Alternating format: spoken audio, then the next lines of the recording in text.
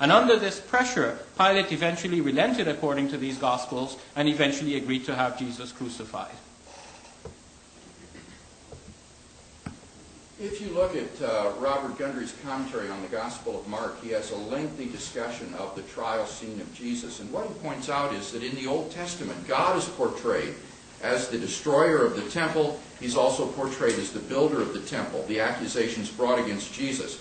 So Gundry says on page 900, saying that Jesus predicted both his destruction of the temple and his building of another brings to virtual certainty the entailment of a charge that he arrogated to himself divine roles.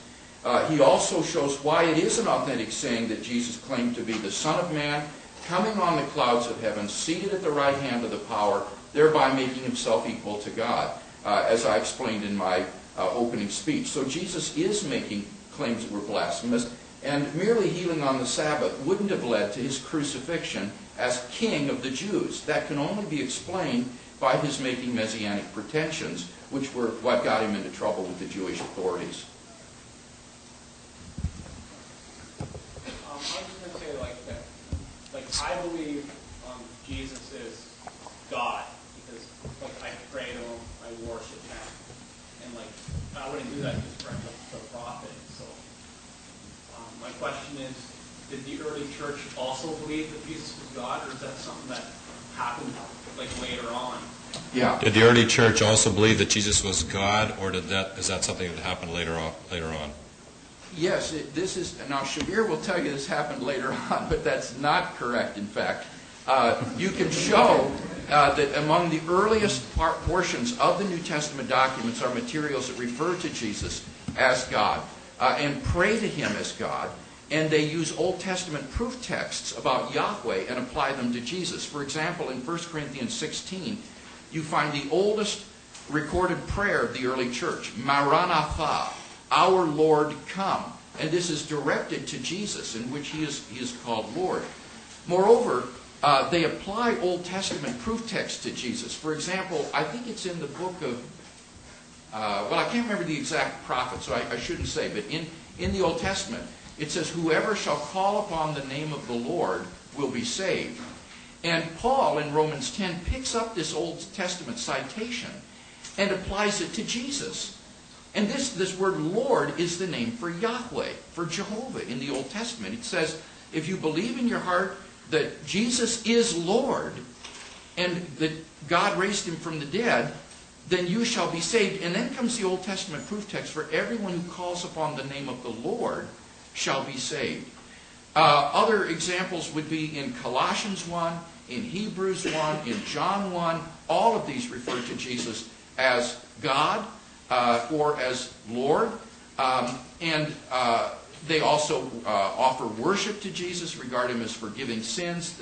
You can go on and on. An excellent book on this is by Murray Harris called Jesus as God in the New Testament. If you're interested in that, this is a very, very fine treatment of this subject, so that your worship of Jesus as God is right in line with the worship of the early church. Okay, I'm afraid we're going to have to cut the questions off. Do I get a chance to... Oh, I'm sorry. I'm sorry. Your 1 minute response.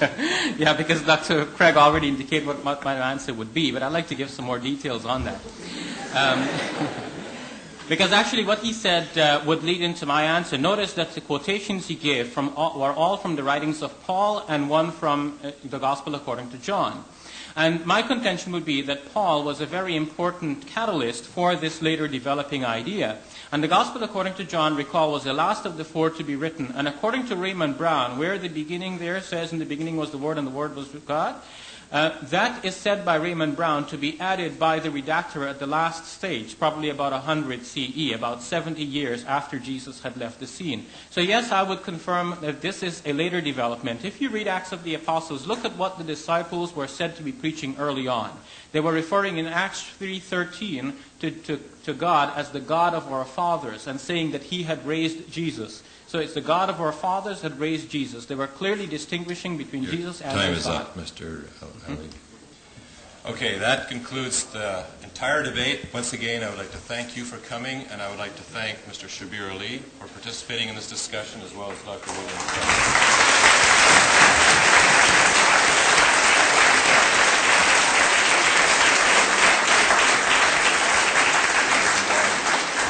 Once again, don't forget about your comment cards. Just fold them in half and leave them on your table if you have not passed them in yet.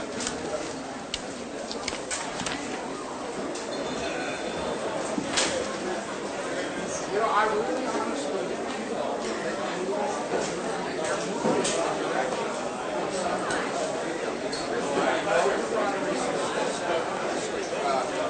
I just don't think it's hard to read this stuff.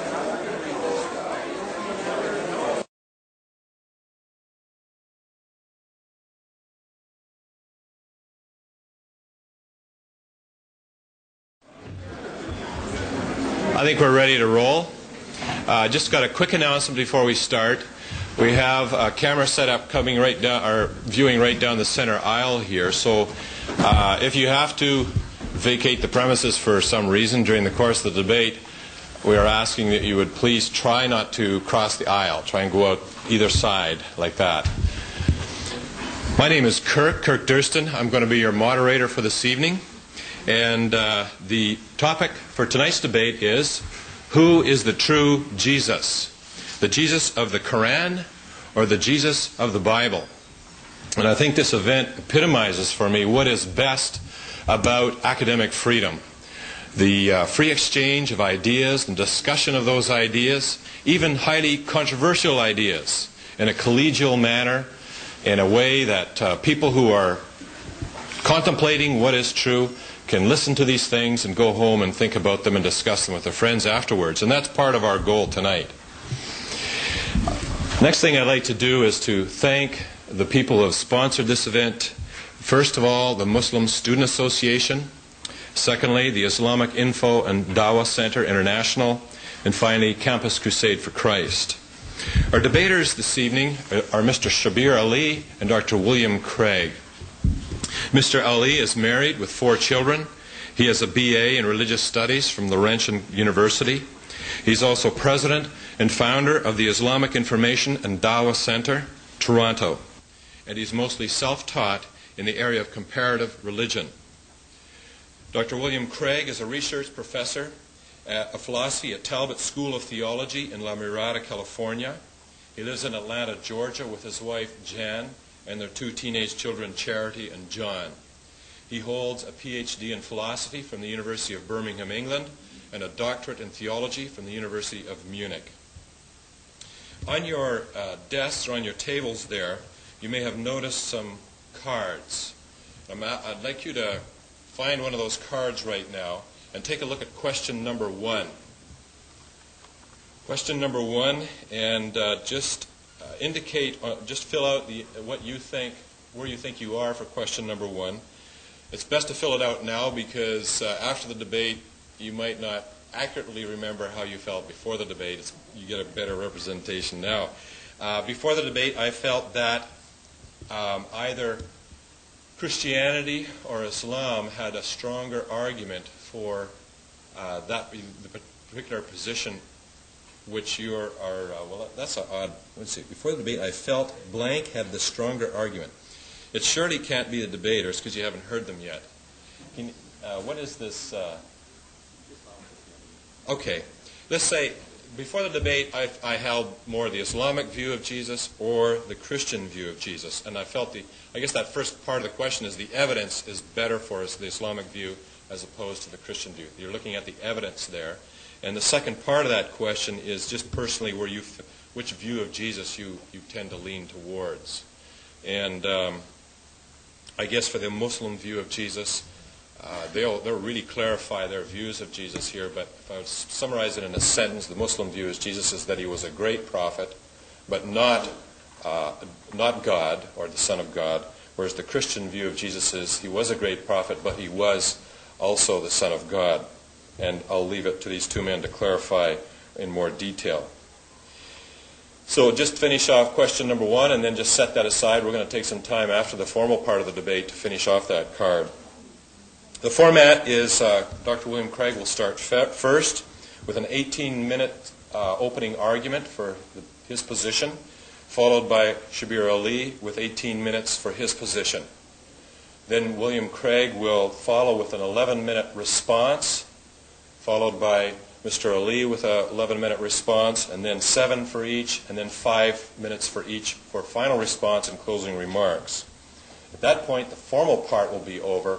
We'll take just a minute to fill out, to complete the response cards that you have on your desk, and then we'll move into a question and answer session, which will go for 20 minutes, and there'll be some additional information regarding that. Without